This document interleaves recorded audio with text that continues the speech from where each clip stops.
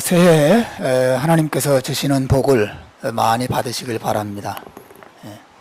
아멘을 복 받으려는데 아멘이 작아요. 다시 새해에 하나님이 주시는 복을 많이 받으시길 바랍니다. 우리가 성경에서 복하면 빼놓을 수 없는 인물이 아브라함이죠. 오늘 본문에서 하나님께서 아브라함에게 나타나십니다. 그리고 하신 말씀이 그에게 복을 주겠다는 말씀이 있었어요. 복을 받는 정도가 아니라 너는 복이 될 것이다, 그런 말씀하셨습니다. 복덩어리가 될 것이다. 너를 받아들이고 너를 축복하는 자가 복을 받게 될 것이고, 너를 발로 차는 사람은 복은커녕 저주를 받게 될 것이다, 그런 말씀하셨죠. 너는 복덩어리가 될 것이다, 그런 말씀도 하셨죠. 오늘 제가 창세기 12장을 이제 시작을 하는데요. 사실은 우리가 작년 1월부터 지난 작년 9월 첫 주까지 창세기를 1장부터 11장까지 우리가 쭉 설교했고요. 이제 약 4개월 정도 쉰 후에 새해 첫 주인 오늘부터 창세기 12장부터 창세기 2부를 이제 시작하려고 하는 것입니다.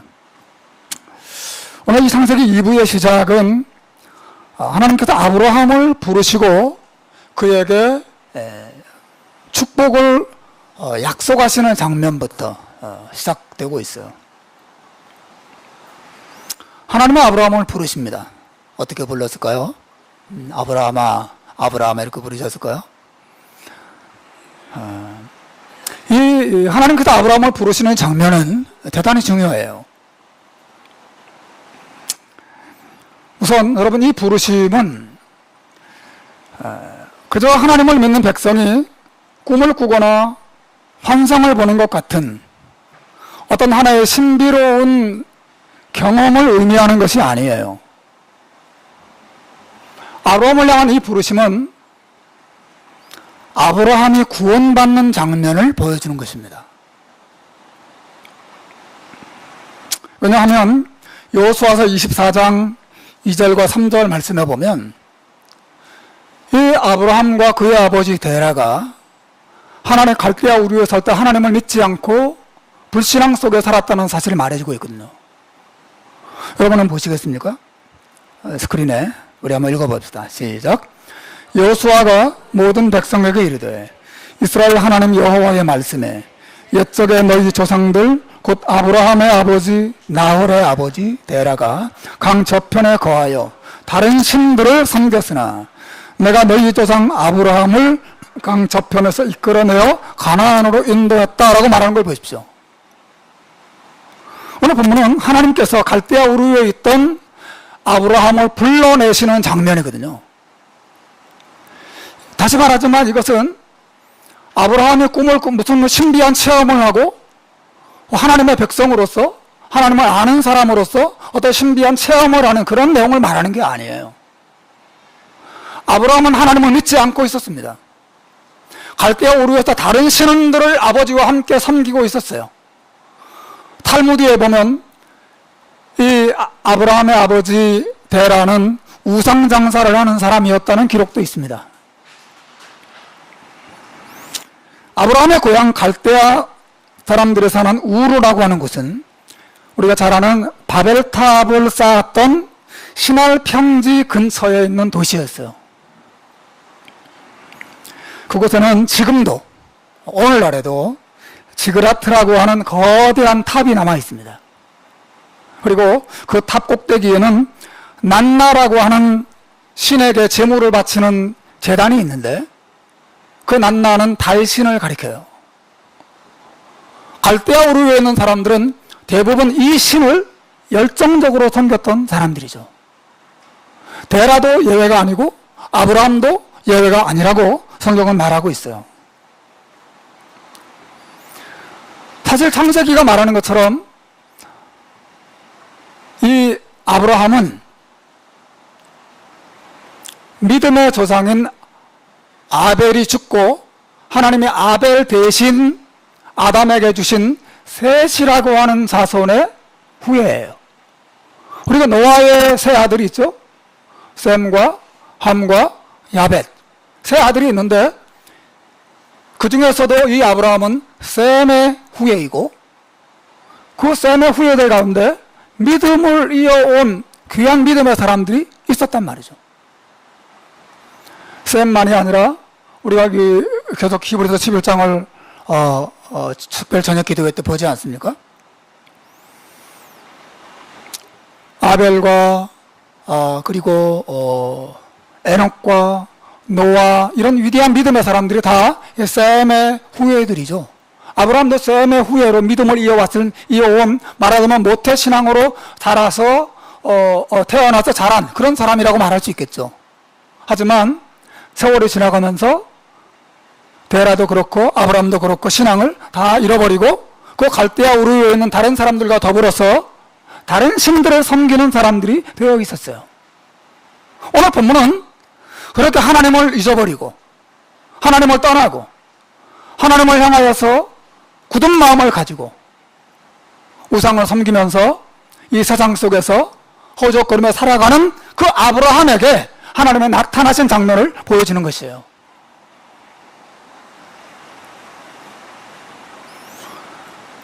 하나님이 그에게 나타나셔서 그에게 고향을 떠나라고 말씀하십니다.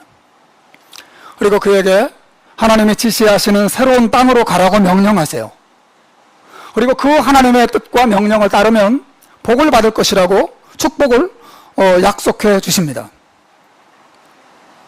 다시 말하지만 이 말씀은 아브라함을 향한 하나님의 구원의 말씀이에요. 그를 구원하시는 부르심이죠. 그리고 아브라함은 하나님의 그 부르심에 순종합니다. 낱낱신을 버리고 갈대아 우리의 다른 신들을 버리고 이제 이 영광스러우신 하나님을 섬기기로 결심하고 그분의 말씀을 따라서 고향을 떠나죠. 그리고 우리가 본 것처럼 그는 고향을 떠나서 가나안 땅에 들어오게 되고 그 가나안 땅에 이제 본격적으로 정착하기 시작하는 내용이 이 창세기 12장 이후에 나오는 내용입니다. 여러분, 제가 이 말씀을 여러분과 함께 오늘 특별히 무더운 40도가 넘는 이 시간에 함께 생각하려고 하는 것은 이 말씀의 내용이 적어도 저와 여러분들에게 대단히 중요하다고 생각되기 때문에 그래요. 이 말씀은 마치 우리 신앙생활의 매뉴얼을 잘 보여주는 것 같은 말씀이에요. 여러분, 어떤 전자제품을 사고 여러분 그 전자제품을 어떻게 이거를 작동시키고 조작을 해야 되는지 몰라서 난감할 때 있지 않습니까? 요즘은 그 매뉴얼을 읽을 필요가 없어요. 인터넷에 들어가서 그 제품을 딱 뭐 유튜브나 이런 동영상 사이트에 들어가서 제품을 치면 그 관련된 그 제품을 어떻게 사용해야 되는지 동영상이 다 있습니다. 저도 작년에 모바일이 좀 고장이 나와서 고장난 게 아니고 배터리가 좀 문제가 생겨가지고 배터리를 이제 교체하려고 어떻게 교체하는지 모르겠더라고. 그래서 이제 이게 배터리가 이제 교체할 수 있는 게 아니라 이거 완전히 분해해야 만 가능한 그런 모바일이었기 때문에 제가 특정 제품의 이름을 거론하지는 않겠습니다. 광고가 될까봐. 근데 이걸 분해하는 것도 참 난감하더라고요. 어떻게 해야 되는지. 그래서 그 사이트에 들어가서 제품을 쳤더니 동영상에 다 있더라고요. 근데 그거 보고 제가 무사히 이 배터리 교체했어요. 그거 하라는 대로 나사를 풀으십시오. 여기 있구나. 그 다음에 뭘 어떻게 하십시오. 그거 보니까 아주 손쉽게 문제를 해결할 수 있었어요. 여러분, 아브라함을 향한 하나님의 부르심이나 그리고 그 부르심에 대한 아브라함의 반응은 우리가 어떻게 구원받는지를 그 매뉴얼을 보여주는 동영상 같은 거예요. 제 말 이해하시겠죠? 이 장면을 보면 구원이 무엇인지, 믿음이 무엇인지, 구원받고 믿음을 가진 사람들이 어떻게 살아야 하는지를 마치 동영상처럼 생생하게 보고 알 수가 있는 것이죠.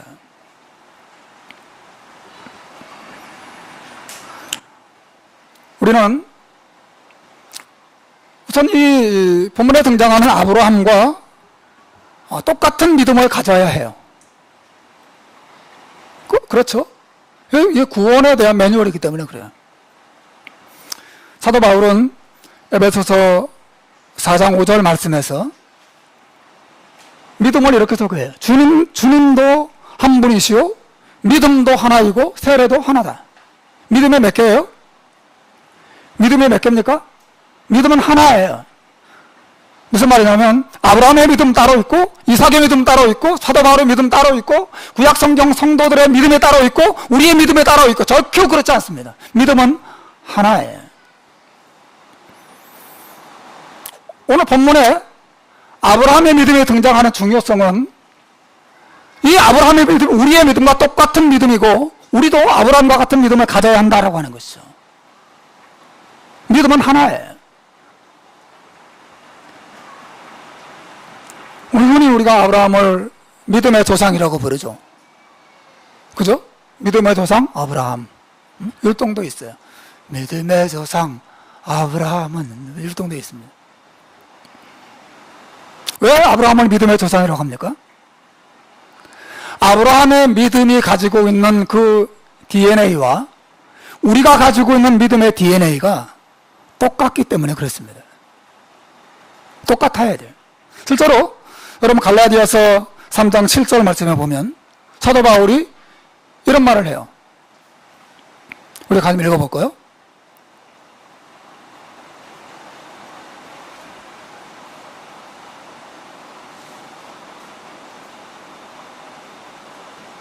없나요? 제가 읽겠습니다.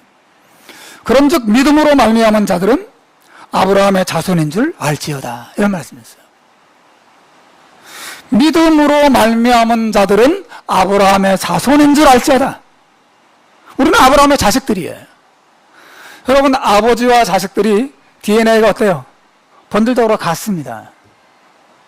아브라함의 믿음이랑 우리의 믿음은 사실은 같은 믿음이어야 해요. 믿음만 같은 건 아니죠. 믿음 이후에 받는 복도 사실은 똑같아요. 갈라디아서 3장 9절 말씀에 보면 이런 말씀이 있어요.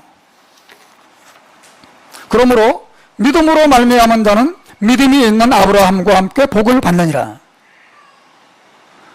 여러분 알아들으셨어요? 여러분 알아들으셨습니까? 믿음으로 말미암은 자들은 아브라함과 함께 복을 받느니라. 무슨 말이냐면 아브라함이 믿음으로 받은 복과 우리가 믿음으로 받은 복이 본질적으로 동일하다고 하는 것이죠. 뭐 하나님께서 아브라함에게 강한 땅을 약속하셔서 우리에게 뭐 부동산 부자가 되게 하시겠다 그런 뜻은 아니지만 그 원리, 그 복에 감춰져 있는 의미에 있어서는 아브라함이 받은 복이나 우리가 받은 복은 동일하다고 하는 거예요. 아브라함의 믿음과 우리의 믿음이 같고 아브라함이 받은 복과 우리가 받은 복이 본질상 동일하기 때문에 우리가 이 아브라함이 어떤 믿음을 나타냈고 믿음을 어떻게 살았는지를 보면서 우리가 어떤 믿음을 가져야 하고 우리가 어떻게 믿음으로 살아야 하는지를 이 본문을 통해서 배워야 하는 것이죠. 이것은 정말 신자의 구원의 아름다움을 보여주는 아주 중요한 매뉴얼이에요. 아주 중요한 것입니다.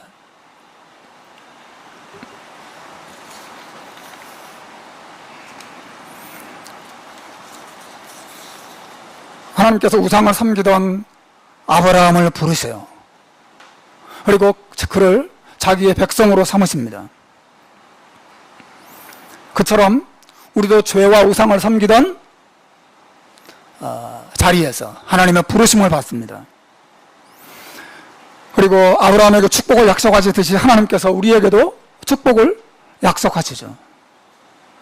아브라함이 그 부르심에 믿음으로 응답하여서 반응했듯이 우리도 아브라함과 같은 믿음으로 하나님의 부르심에 응답하여 살아야 하는 것이죠. 아브라함의 모습은 우리와 결코 분리되지 않습니다. 이것이 우리의 모습이에요. 그런 시각으로 여러분 본문을 주목해 보십시오.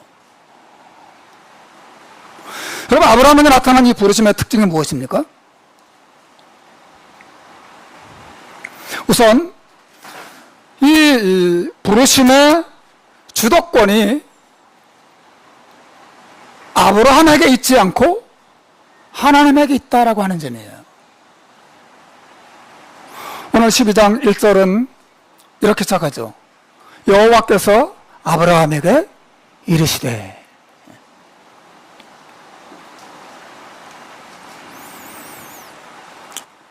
아브라함이 여호와께 이르되 이렇게 되어 있지 않고 여호와께서 아브라함에게 이르시되 라고 본문이 시작되고 있어요. 아브라함이 하나님을 찾아서 부르고 있지 않고 하나님이 아브라함을 찾아가셔서 그를 부르고 계신 장면을 볼 수 있는 것이죠. 아브라함의 구원은 하나님을 향하여서 하나님 저 여기 있어요, 저를 구원해 주세요 라고 하는, 그렇게 하나님을 부르는 모습 속에서 시작되지 않습니다. 도리어 하나님께서 아브라함에게 나타나셔서 그의 이름을 불러주시고 그를 갈대아 우리에서 건져 빠져나오도록 이끌어 주신 것에서 그의 구원이 시작되고 있다는 것을 여러분 주목하셔야 하는 것이죠. 그 부르심의 주도권이 아브라함에게 있지 않습니다. 우리에게 있지 않습니다. 그 부르심의 주도권이 하나님에게 있어요. 하나님이 먼저 나타나셨습니다. 하나님이 먼저 불러주셨어요. 그 다음에 아브라함의 반응이 나타나고 있는 것이죠. 여러분, 이것이 아브라함의 구원에 대해서 성경이 말하는 가장 중요하고도 가장 먼저 등장하는 주제예요. 여호와께서 아브라함에게 말씀하셨다. 여러분, 이 사실을 기억하는 건 아주 중요해요. 왜냐하면 너무나 많은 사람들이 구원의 은혜를 감사하지 않고 구원의 은혜에 감격하지 못하는 이유가 바로 여기 있기 때문에 그렇습니다. 사람들은 자기가 교회를 선택했다고 생각해요. 하나님께서 그를 불러주셨다는 생각을 하지 않습니다. 많은 사람들은 자기가 하나님을 믿기로 선택했다고 생각합니다. 하나님께서 자기를 불러주셔서 예수 그리스도를 믿게 하시고 예수 그리스도를 통해서 하나님을 믿게 되었다라고 생각하지 않는 것이죠. 내 결정에 의해서, 내 판단에 의해서 내가 그렇게 했다는 것입니다. 내가. 그래서 내가 마음에 안 들면 얼마든지 기업할 수 있는 것이 신앙이에요. 어느 마음에 안 드네? 여러분, 이것은 성경이 말하는 신앙이 아닌 것이죠. 여러분, 성경은 무엇을 말합니까? 로마서 8장 29절과 30절을 한번 보십시오. 우리 한번 읽어보겠습니다. 시작. 하나님이 미리 아신 자들을 또한 그 아들의 형상을 본받게 하기 위하여 미리 정하셨으니 이는 그로 많은 형제 중에서 맏아들이 되게 하려 하심이니라. 또 미리 정하신 그들을 또한 부르시고 부르신 그들을 또한 의롭다 하시고 의롭다 하신 그들을 또한 영화롭게 하셨느니라. 여러분, 하나님께서 어떤 사람을 부르십니까? 가장 먼저 말하기를 하나님께서 미리 아신 자들, 이거 어려운 말로 예지하셨다. 하나님이 우리가 하나님을 알기도 전에 하나님이 먼저 우리를 아셨다라고 하는 거죠. 하나님이 미리 아신 자들을 미리 정하셨다고 말해요. 이건 예정이라고 부르죠. 하나님이 미리 아신 자들을 미리 구원하시기로 결정하시고 미리 정하신 그들을 어떻게 하세요? 부르신다 말이에요. 미리 아시고 미리 정하시고 그 다음에 그들을 불러주십니다. 미리 정하신 그들을 또한 부르시고 부르신 그들을 또한 의롭다고 하신다. 성경은 믿음으로 의롭다함을 한다고 말하거든요. 의롭다, 하나님이 부르신 자들을 의롭다 한다는 말은 부르신 다음에 그들에게 믿음을 주셔서 의롭다 하신다, 그런 뜻이에요. 부르신 그들을 또한 의롭다고 하시고 또 그들을 또한 영화롭게 하셨느니라. 장차 천국에 들어가서 그 영원한 영광을 누릴 수 있도록 해주신다는 뜻이에요. 보십시오. 구원의 주도권은 누구에게 있습니까? 전적으로 하나님에게 있는 것이죠. 하나님의 미리 아시고 미리 정하시고 그리고 그들을 부르시고 그들에게 믿음을 주셔서 의롭다고 하시고 또 의롭다고 하신 자들을 천국으로 이끄셔서 영광스럽게 하신다는 거죠. 여러분, 구원의 주도권, 하나님의 부르심의 구원을 향한 이 부르심의 주도권이 아브라함에게 있지 않고 우리에게 있지 않습니다. 하나님이 불러주시는 것입니다. 디모데후서 1장 9절 말씀도 계속 보십시오. 뭐라고 말합니까? 읽어보겠습니다. 시작. 하나님이 우리를 구원하사 거룩하신 부르심으로 부르심은 우리의 행위대로 하심이 아니요 오직 자기 뜻과 영원한 때 전부터 그리스도 예수 안에서 우리에게 주신 은혜대로 하심이라. 하나님 우리를 불러주시는데 우리의 행위대로 불러주신 게 아니라는 거죠. 내가 착하게 살고 내가 성실하게 살고 내가 믿음으로 살기 때문에 너 마음에 드는데 너 내 백성 되라, 그래서 불러주신 것이 아니라는 거죠.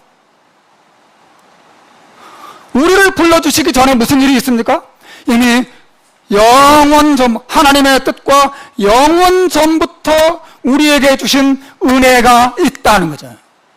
영원 전부터 우리를 구원하기로 한 하나님의 뜻과 계획이 있고 우리에게 베풀기로 마음에 작정하신 하나님의 은혜가 있다라고 하는 거죠. 그 은혜를 따라서 우리를 불러주시고 우리를 구원해 주신다는 거죠. 여러분, 이거 성경의 가르침이에요. 여러분, 아브라함을 향한 하나님의 부르심도 마찬가지입니다. 아브라함을 향한 하나님의 부르심이 즉흥적이거나 충동적인 저 녀석 마음에 드는데 좋아, 너 내 백성 되라, 하나님이 이렇게 하신 것이 아니라고 하는 것이죠. 하나님께서 아브라함을 부르시기 이전에 아브라함을 통해서 무엇인가 이루고자 하시는 하나님의 계획이 먼저 있었어요. 우리가 창세기 1장에서 11장을 보았죠? 다 기억이 안 나시겠지만 그 내용 속에서 우리가 생각했던 중요한 주제가 이거예요. 아담과 하와가 타락하자마자 하나님께서 구원의 계획을 그들에게 알리셨습니다. 여자의 후손을 세상에 보내셔서 여자의 후손으로 하여금 뱀의 머리, 그 사단의 권세를 깨뜨리고 그들을 구원하기로 하나님이 약속하셨어요. 하나님께서 왜 아브라함을 부르셨습니까? 바로 그 약속하신 여자의 후손을 세상에 보내시기 위해서 아브라함을 불러주시고 구원하신 것이죠. 그리고 그 여자의 후손, 곧 예수 그리스도께서 아브라함의 후손을 통해서 이제 태어나게 되는 거죠. 제가 이 시간에 다 상세하게 설명할 수 없지만 분명한 것은 뭐예요? 하나님께서 아브라함을 부르시기 전에 그를 향한 하나님의 계획이 먼저 있었다라고 하는 거죠. 구원의 주도권이 아브라함에게 있지 않고 하나님에게 먼저 있었습니다. 하나님의 뜻이 먼저 있습니다. 하나님의 계획이 먼저 있습니다. 하나님의 사랑이 먼저 있습니다. 아브라함을 향한 하나님의 긍휼이 먼저 있어요. 그리고 그를 불러주시는 것입니다.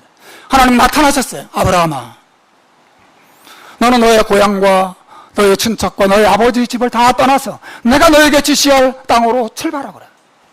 네가 나를 믿고 나를 따라오면 내가 너를 놀랍게 축복할 것이다 약속하셨습니다. 아브라함의 그 부르심에 믿음으로 반응하고 따라가기 시작합니다. 여러분, 이것이 구원이라고 하는 거죠. 구원의 주도권은 우리에게 있지 않아요.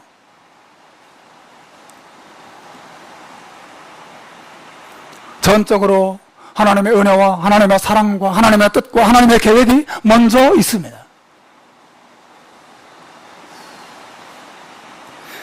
여러분, 기독교는 하나님의 축복을 얻어내기 위해서 인간이 먼저 어떤 행동을 해야 된다고 가르치는 종교가 아니에요.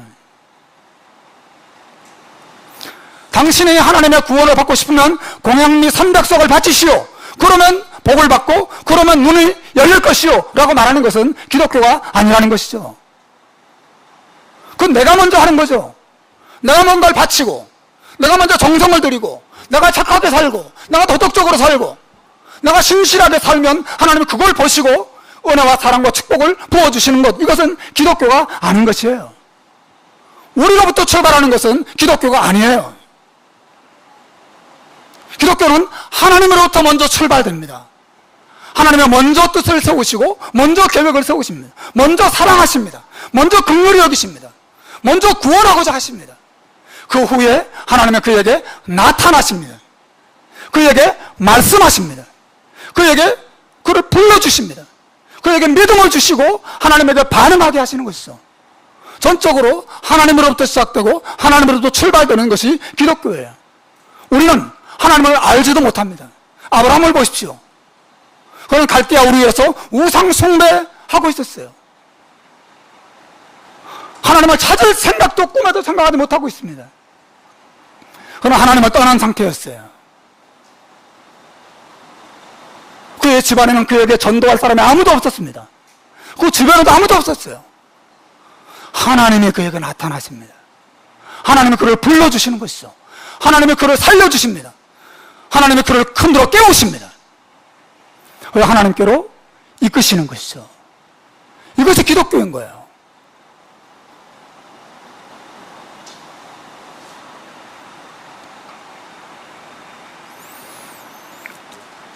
우리가 하나님께 바치는 정성과 우리가 하나님께 바치는 성실과 하나님의 우리의 그 도덕성을 잘 보신 다음에 우리의 수준이 하나님 마음에 드는 수준이 좀 되면 우리를 구원하신다? 이건 기독교가 아닌 것입니다. 여러분은 하나님 마음에 드는 도덕적인 수준에 도달할 수가 있겠어요?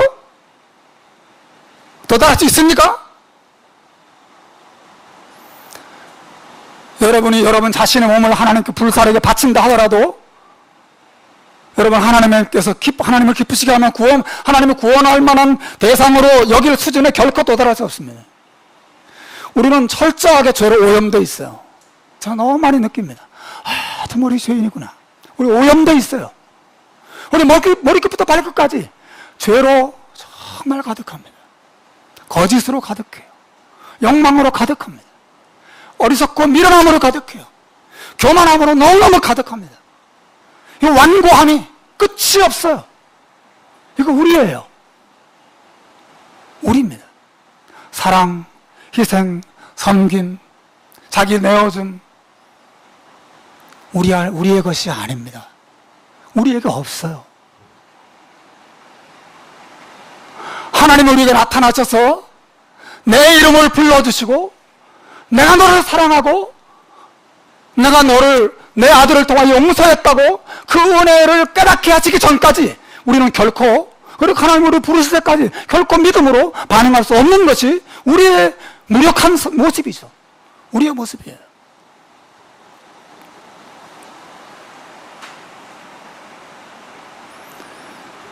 여러분 기독교는 우리로부터 출발되지 않고 반대예요. 하나님으로부터 출발합니다. 우리가 하나님을 알기도 전에 하나님은 먼저 우리를 사랑하셨다는 소식이에요. 여러분 믿으시길 바랍니다. 이거 얼마나 놀라운 소식입니다. 우리가 하나님을 알고 찾기도 전에 우리가 하나님을 사랑하기도 전에 먼저 우리에게 주님이 나타나셨어요. 내가 영원 전부터 내가 너를 알았고 내가 너를 사랑했다라고 하는 선언이 바로 성경의 복음이죠. 그리고 먼저 그분이 우리를 위해서 자기 아들을 세상에 보내셨다고 말합니다. 우리가 하나님을 찾기도 전에 그분이 먼저 자기 아들의 피로 우리를 용서하셨다는 소식이에요.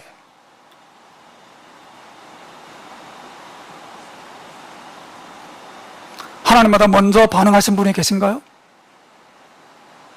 먼저 행동하신 분이 계세요?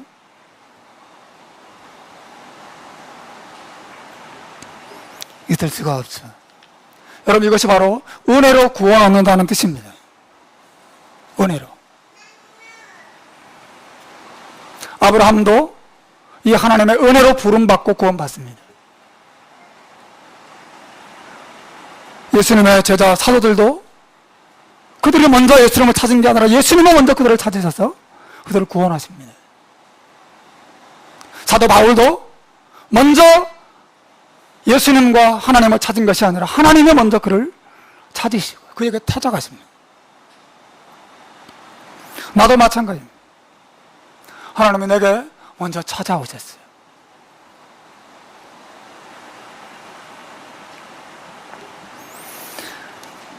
여러분 신자의 신앙이 언제 자라기 시작합니까? 신자의 신앙이 언제 꿈틀꿈틀거리고 우리 안에 우리의 마음을 뜨겁게 하고 정말 내가 주님을 위하여 살아야 되겠다고 언제 이 가슴에 벅차오르고 그래서 이 신앙이 성장하고 성숙하게 됩니까? 바로 하나님의 이 무조건적이고도 영원전부터 시작된 은혜와 사랑을 깨달을 때 시작되는 거죠. 잘합니다. 골로새서 1장 6절에서 사도 바울이 말했어요. 이 복음이 이미 너희에게 이르매 너희가 듣고 참으로 하나님의 은혜를 깨달은 날부터 너희 중에서와 같이 또한 온 천하에서도 열매를 맺어 자란다. 하나님의 은혜를 깨달은 순간부터 그 사람이 변화되고 자라기 시작합니다. 하나님의 은혜였구나. 하나님이 나를 영원전부터 그렇게 값없이 사랑하시고 자기 아들의 핏값으로 나를 영원전부터 용서하기 전에는 용서하지 않으셨다면 나는 영원히 버림받을 수밖에 없는 존재였구나. 하나님은 먼저 나를 사랑하시고 먼저 나에 대한 계획을 가지시고 먼저 나를 찾아오셨구나. 나를 향한 하나님의 이 조건 없고도 영원한 은혜와 사랑을 알 때, 깨달을 때 비로소 그 사람이 내가 이 주님을 위하여 살아야 되겠다 라고 하는 마음을 품기 시작합니다. 우리 그 사람이 잘합니다.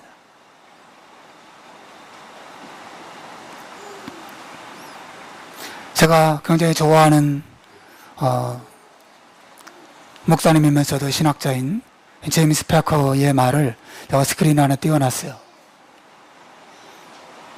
은혜란 무엇인가? 한번 읽어보시겠어요? 시작. 은혜란 하나님께 순종하지 않고는 배길 수 없게 하는 압도적인 자비다. 은혜란 무엇이냐? 그 은혜를 한번 보게 되고 알게 되면 하나님께 순종하지 않고는 배길 수 없게 하는 어떤 강력한 힘이 있어요.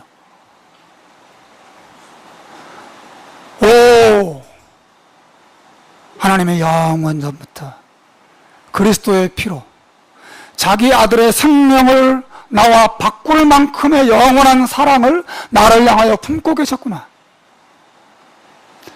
그래서 그 사랑이 내게 나타났고 내게 그 사랑을 알게 하셨구나. 이것을 알게 된 사람들, 이것을 깨닫게 된 사람들은 하나님께 순종하지 않고는 배길 수가 없어요. 물론 순종하지 않을 때도 있죠. 그러나 발 뻗고 편안하게 살 수가 없습니다. 너무 괴로워요. 너무 죄책감이 들어요. 내가 주님을 이렇게 대하고 살다니, 이렇게 사는 것도 인간으로 사는 것인가? 나 짐승처럼 사는 거 아닌가? 이런 생각이 계속해서 들어요. 편하지가 않습니다. 행복하지가 않아요. 이 좋으신 주님을 내가 기쁘시게 하며 살아야지. 이 주님 뜻대로 살아야지. 이런 마음이 계속 일어납니다. 은혜를 생각하지 않을 때는 아무 생각이 없는데 이 은혜를 들을 때마다, 생각할 때, 은혜를 깨달을 때마다 내가 이러면 안 되지, 이런 마음이 자꾸 생기는 것이죠. 그렇죠. 은혜는 하나님께 순종하지 않고는 배길 수 없게 하는 압도적인 자비예요. 압도적인 자비, 놀라운 자비인 것입니다. 하나님이 영원하신 온 우주 만물을 창조하신 하나님의 자기 아들을 나를 구원하시려고 십자가에 내어주신 사건이에요. 영원한 사랑과 은혜가 거기 나타난 것이죠. 우리가 잘나서, 우리가 착해서, 우리가 성실해서, 우리가 도덕적이어서, 우리가 모태신앙이어서, 우리가 교회에서 자랐기 때문에 하나님 나를 불러주신 것이 아니에요. 아닙니다. 결코 아닙니다. 하나님 나를 사랑하셨습니다. 그래서 나를 불러주신 것이에요. 사랑하는 여러분, 말씀을 맺겠습니다. 우리가 2018년 한 해를 살아가는 힘을 어디서 얻을 수 있을까요? 성경은 하나님께서 우리를 부르신 그 하나님의 은혜를 깊이 생각하는 데서 얻을 수 있다고 대답해요. 베드로후서 1장 10절에 보면 사도 베드로가 이렇게 말합니다. 우리 한번 큰 소리로 한번 읽어봅시다. 시작. 그러므로 형제들아 더욱 힘써 너희의 부르심과 택하심을 굳게 하라. 너희가 이것을 행한즉 언제든지 실족하지 않을 것이다. 사랑하는 형제 여러분, 더욱 힘을 다해서 여러분을 하나님이 불러주셨다는 것과 하나님이 여러분을 택하셨다는 사실을 믿음으로 굳게 붙잡으십시오. 그러면 여러분 넘어지지 않을 것입니다. 그런 말 하고 있는 거예요. 하나님의 부르심과 택하심을 굳게 하십시오. 하나님이 여러분 부르셔서 이곳에 온 줄로 믿으시길 바랍니다. 하나님이 여러분을 택하셔서 믿음을 가지게 된 줄 믿으시길 바랍니다. 하나님이 자기 아들의 생명을 십자가에 내어주실 만큼 여러분을 사랑하시고 그 피로 여러분의 모든 죄를 용서하셨기 때문에 여러분에게 믿음을 주시고 여러분이 이곳에 와서 하나님을 예배하게 된 줄로 믿습니다.